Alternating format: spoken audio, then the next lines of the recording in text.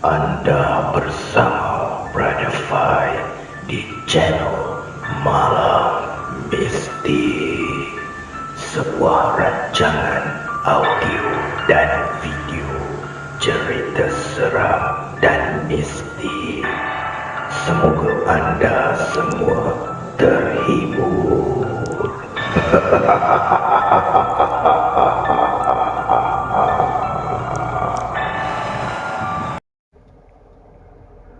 Ajiku silo dijangka, long dijangka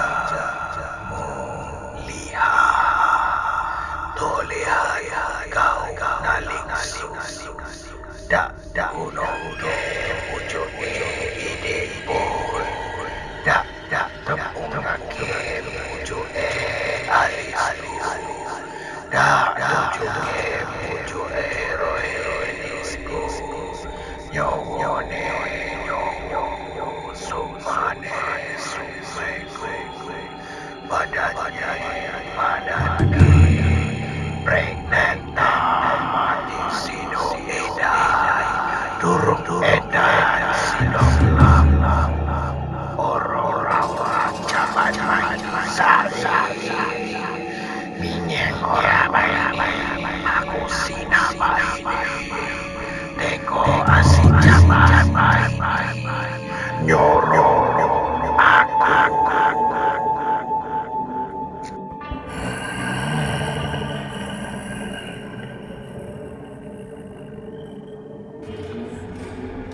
para pendengar Malam Mistik. Pada malam ini, Brother Fai akan kongsikan kepada anda kisah yang datangnya daripada karya Mat B. Kisah yang bertajuk Nasi Kangkang. Nasi kangkang atau juga dikenali sebagai nasi tangas merujuk kepada satu amalan ilmu sihir hitam. Biasanya merupakan perbuatan bagi menundukkan suami yang dilakukan oleh isteri. Perbuatan ini merupakan perbuatan menyihir suami dengan melakukan beberapa perkara bagi memastikan suami akan sentiasa berada di bawah telunjuk si isteri agar segala impian yang diingini dapat dicapai. Sihir ini dikenali sebagai Ashiru-i Aswad, iaitu sihir yang bermain dengan najis, kencing atau darah haid dengan tujuan memberi makan kekotoran itu dan akan memberi kesan kepada mangsa, iaitu mangsa akan tunduk kepada pemiliknya.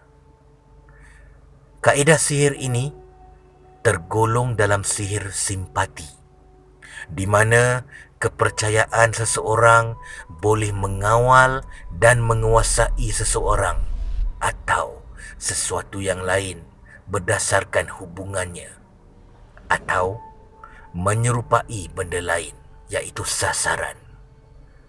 Kepercayaan bahawa apabila mangsa memakan sesuatu milik penyihir akan memberikan penyihir kuasa ke atas mangsa.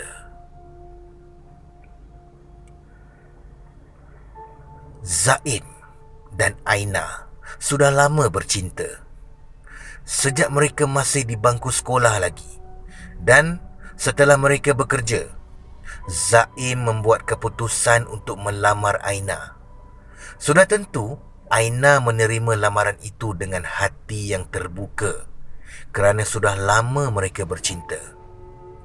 Berbunga-bunga hati Aina setelah menerima lamaran daripada Zaim. Begitu juga Zaim. Akhirnya, hubungan ini melangkah ke peringkat yang seterusnya, iaitu pernikahan. Selepas ini, tiada lagi yang membataskan mereka kerana hubungan mereka sudah halal. Walaupun sudah bercinta sejak sekolah, batas pergaulan mereka tetap dijaga. Lebih-lebih lagi, Zaim. Dia benar-benar mencintai Aina. Zaim menjaga Aina sepenuh hati tanpa mengambil kesempatan sekalipun ke atas kekasihnya itu. Aku nikahkan dikau dengan anak perempuanku, Siti Nurul Aina Shazlina Hidayu binti Aziz dengan mas kahwinnya bernilai RM1,000 tunai. Lafaz ayah Aina. Aku terima nikahnya Siti Nurul Aina Shazlina Hidayu binti Aziz dengan mas kahwinnya bernilai RM1,000 tunai. Balas Zaim. Sah, kedengaran daripada para saksi. Impian Zaim untuk hidup bersama, menjaga dan membahagiakan Aina akhirnya tercapai jua. Mereka disatukan dengan ijab dan kabul dan restu daripada ibu bapa kedua belah pihak. Majlis mereka disambut dengan meriah dengan undangan yang begitu ramai. 3 bulan kemudian, Aina disahkan hamil. Betapa gembiranya mereka berdua. Lalu dikongsikan berita itu pada keluarga kedua belah pihak. Dengan kehadiran anak pertama mereka, menambahkan lagi kebahagiaan rumah tangga mereka. Menjadi tanda dan bukti kasih sayang mereka berdua. Semakin sayang dan utuh kasih sayang dan cinta Zaim pada isterinya itu, kini keluarga mereka sudah lengkap. Masing-masing sudah bergelar ibu dan bapa. Anak mereka ditatang bagai minyak yang penuh. Ketika Aina dalam pantang, anak yang ketiga, Zaim mula berubah.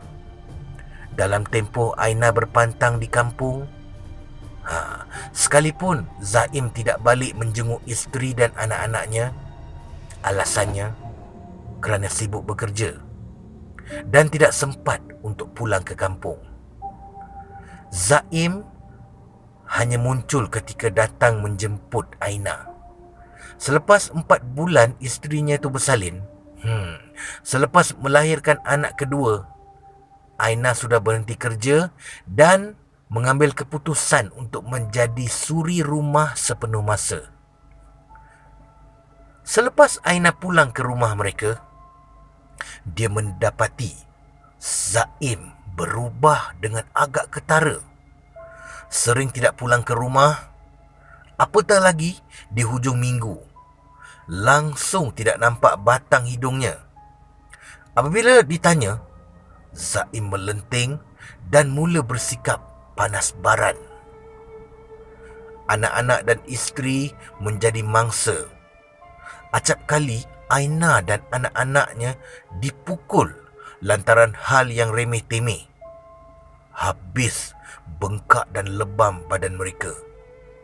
Hidup Aina kini berendam air mata mengenangkan nasib diri dan juga anak-anak. Lelaki yang dicintainya sejak dulu kini sudah berubah. Kasih sayang Zaim padanya seakan telah pudar. Sedangkan dulu Zaim berjanji akan setia menjaga dan mencintainya hingga ke akhir hayat. Namun sekarang ia hanya tinggal janji. Sudah lama Zaim tidak menyentuhnya. Betapa rindu akan belayan suaminya itu seperti dahulu. Bukan nafkah batin saja diabaikan, nafkah zahir turut terabai. Makan minum anak isteri diabaikan terus oleh Zaim, sehingga Aina terpaksa meminjam untuk membeli susu anaknya. Aina tidak menceritakan masalah rumah tangganya itu pada ahli keluarganya. Dia tidak mahu menyusahkan hati orang tuanya. Hanya sahabat dari tempat kerja lamanya menjadi tempat mengadu dan meminjam wang. Badannya penuh dengan lebam kerana dipukul suaminya sendiri. Hidupnya tertekan. Dengan bantuan sahabat Aina, akhirnya tembelang Zaim pecah. Aina mendapat tahu yang Zaim sudah beristeri lain. Isteri yang lebih cantik dan muda. Betapa hancur luluh hatinya bila mendapat tahu hal itu. Angkara perempuan lain, suaminya telah berubah sikap. "Abang, bila abang nak ceraikan isteri tua abang tu?" tanya isteri muda Zaim, Sherry. Nantilah sayang, sabar ya. Nanti abang akan jadi milik sayang sepenuhnya," balas Zaim. Kedengaran loceng berbunyi. Sherry bergegas membuka pintu. Lalu Sherry memanggil Zaim. Zaim berdiri di muka pintu ketika itu. Aina dengan anak-anaknya. Dan Aina terkejut. Berlinang air mata Aina melihat suaminya di samping perempuan lain. Belum sempat dia berbicara, Zaim mengheretnya lalu menghalau Aina dan anak-anak mereka. Dia berjanji lusa akan pulang ke rumah. Hancur hati seorang isteri bila dihalau suami sendiri. Bertambah remuk hati bila memandang anak-anak menangis terisak-isak. "Ma, Ma, ayah, Ma, ayah, kenapa ayah dengan perempuan lain, Ma? Ma, saya lapar, Ma, saya lapar." "Sabarlah nak, sabar ya nak. Mari kita balik ya nak." Belum sempat dia berbicara, Zaim mengheretnya. Lalu Aina dan anak-anak keluar dari rumah. Hujan turun dengan lebatnya. Mereka kebasahan sementara menanti teksi datang. Setiba di rumah, Aina meraung sekuat hati. Dendam dan sayang bersilih ganti. Dia memandang wajah anak-anaknya satu persatu. Ya Allah, kesian mereka. Tiada lagi tempat untuk mengadu selain rakannya. Rakannya begitu marah dengan perbuatan Zaim, lalu mencadangkan Aina berjumpa dengan Mbah Jaki. Aina hanya menurut kerana ketika itu dia buntu dan berdendam dengan suami dan isteri mudanya.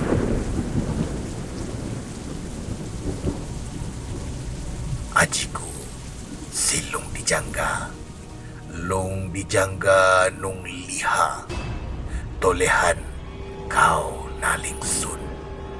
Dak gumungke pujuk idik pun, dak tapung ngake pujuk alisku, dak tejuke pujuk roherisku. Nyowo ne nyowoku, sukmane sukmaku, badane badanku. Prek mati tahun mati sidok edan, durung edan sidong lamo. Oro rawa jaban maini Zaim. Minreng ora baini aku sina baini.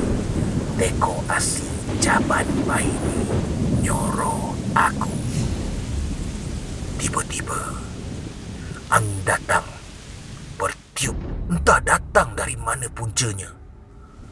Aina melihat satu lembaga hitam seperti bayang-bayang mengelilinginya. Mbah Jaki sudah menjelaskan akan kehadiran lembaga tersebut. Tidak lain tidak bukan untuk menjadi khadam Aina. Aina sebenarnya berasa takut. Lembaga hitam itu berada di sisinya. Dia tahu perbuatannya itu salah. Tapi demi membalas dendam pada suami dan madunya, dia ketepikan pendirian agamanya. Begitulah apabila dendam menguasai diri, seakan hilang pedoman. Satu persatu, Aina mengikut apa yang diarahkan oleh Mbah Jaki. Diletakkan nasi yang masih panas yang dicampur najisnya di celah kangkangnya. Lalu dibacanya mentera tersebut. Dia nekat. Malam itu Zaim pulang ke rumah dan bermalam di situ. Isteri mudanya tidak henti-henti menelefon. Keesokan paginya, dijamu suaminya itu dengan nasi yang telah dijampi dan dicampur najisnya itu. Begitu berselera Zaim bersarapan, dia tidak henti-henti memuji masakan Aina. Sedap. Tidak seperti selalu, katanya. Dia memandang khadamnya yang berada di sebelah Zaim, lalu tersenyum penuh makna.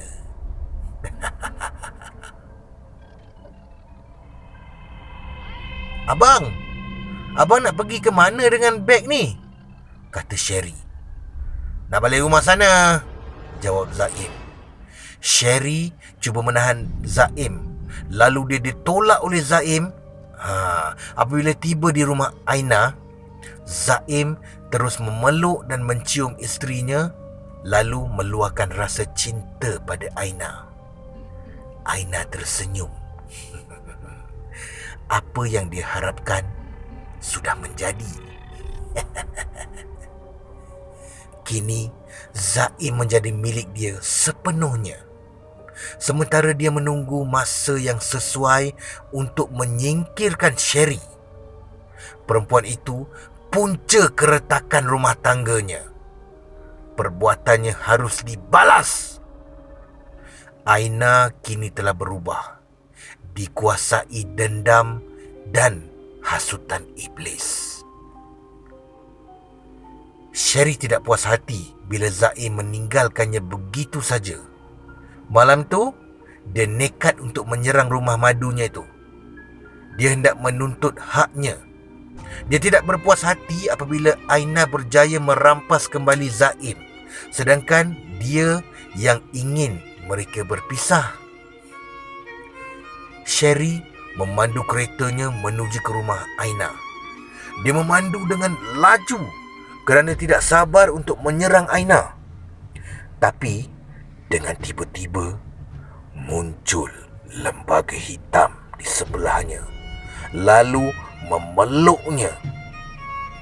Keretanya terbabas, lalu menjunam ke dalam sungai.